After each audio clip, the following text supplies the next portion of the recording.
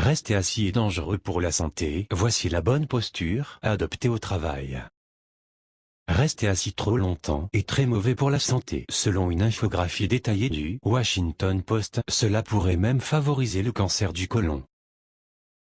À défaut de pouvoir travailler debout, quelle est la bonne position à adopter pour préserver son corps? Rester assis trop longtemps entraîne des contractions musculaires statiques, qui s'opposent aux contractions dynamiques, survenant lors du mouvement, lorsque l'on fait du sport par exemple. Or, dans le premier cas, le maintien de la posture nécessite la persistance de la contraction, les fibres musculaires restent contractées, nous avons moins d'apport sanguin, donc moins d'oxygène que de besoin, et une mauvaise évacuation des déchets.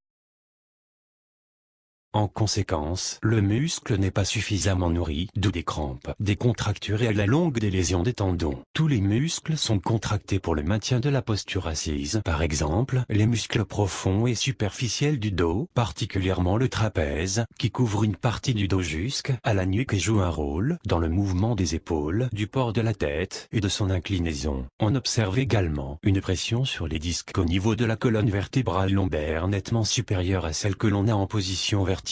À défaut d'être plus souvent debout, il faut donc avoir une bonne position assise. La chaise, mieux vaut parfois ne pas avoir d'accoudoir. Avant toute chose, le choix de la chaise n'est pas à faire passer au second plan. Il s'avère même être primordial. Même si la position idéale n'existe pas, certaines sont plus favorables, et une bonne assise est donc indispensable. La profondeur d'assise doit être réglable, c'est fondamental. Il faut pouvoir laisser un espace entre le bout de la chaise et le creux du genou pour ne pas comprimer le retour veineux. Pareil pour le dossier, qui doit comporter un renfort lombaire réglable. En effet, il faut s'asseoir au fond de la chaise sur ses ischions, le bassin droit, ce qui conserve la courbure naturelle en s'appuyant sur le renfort lombaire.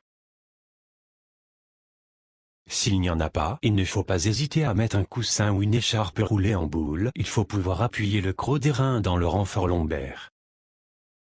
Mieux vaut ne pas avoir d'accoudoir que d'en avoir et de ne pas pouvoir les régler en hauteur et en largeur. Souvenons-nous qu'au départ, les accoudoirs étaient faits uniquement nous aider à nous lever et à nous asseoir.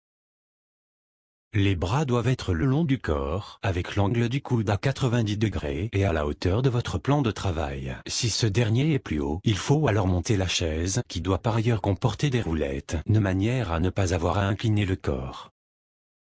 Ces roulettes doivent par ailleurs être adaptées au type de sol, parquet, moquette, etc. Les pieds doivent par ailleurs être à plat sur le sol. S'ils ne le touchent pas, il faut se procurer un repose-pied antidérapant.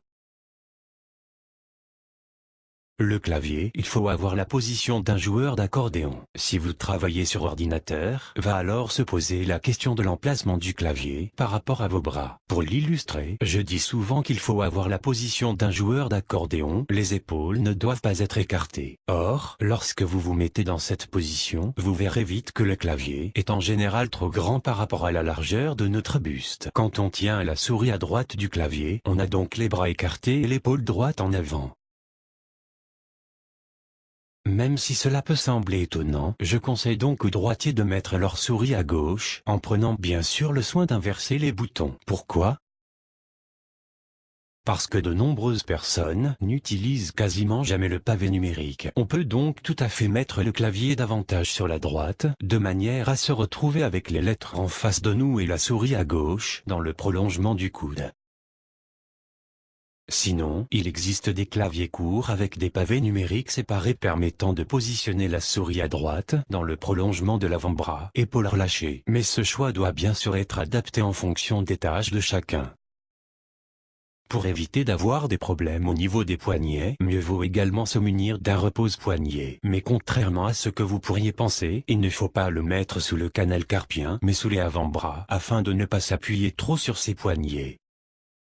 Idem pour la souris, ne pas s'appuyer sur le repose-poignet. Associé à une crispation de la main sur la souris, on comprime les nerfs passant par le canal carpien.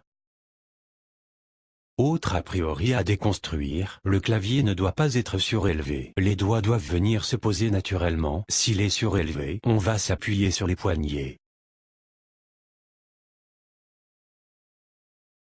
Merci de votre attention. N'oubliez pas de suivre cette rubrique sur votre santé à l'adresse ci-jointe en dessous de cette vidéo.